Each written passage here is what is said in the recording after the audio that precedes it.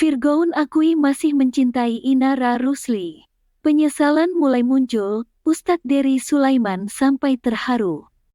Ustadz Dery Sulaiman sampai terharu, Virgoun mengakui perasaannya terhadap Inara Rusli. Virgoun menyebutkan bahwa dirinya masih mencintai sang istri, Inara Rusli.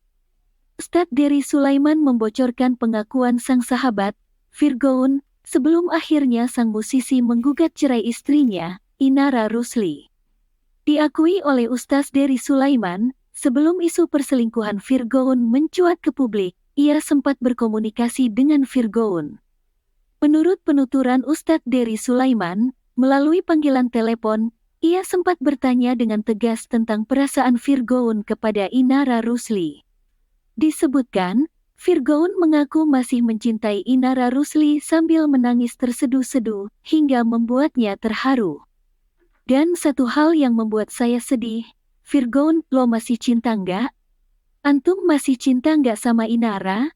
Dia nangis, demi Allah, masih. Tutur Ustadz Dery Sulaiman menirukan ucapan Virgoun.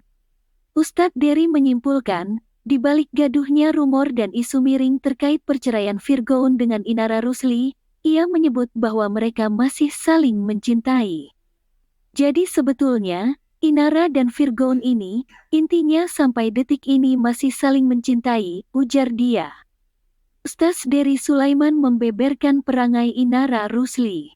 Menurutnya, ia sudah berusaha berbagai cara, demi mendamaikan rumah tangga Virgoun dan Inara Rusli. Hal tersebut diketahui saat Ustadz Dery Sulaiman menjadi bintang tamu dalam podcast YouTube Cerita Untungs. Bahkan, dikatakan oleh Ustadz Dery Sulaiman, Inara Rusli sempat mengemis kepadanya agar bisa mempertahankan rumah tangganya dengan Virgoun. Saya berjuang terus mediasi mereka, mendamaikan mereka. Sampai ke satu titik, di mana Inara seperti mengemis, kata Dery Sulaiman. Lebih lanjut, Ustadz Dery Sulaiman mengatakan, Inara Rusli terus meminta tolong kepadanya, agar dapat menyampaikan pesan kepada suaminya, Virgoun. Inara Rusli berupaya dengan segala cara, agar dapat mempertahankan rumah tangganya dengan sang musisi, yang sudah dibina selama 9 tahun.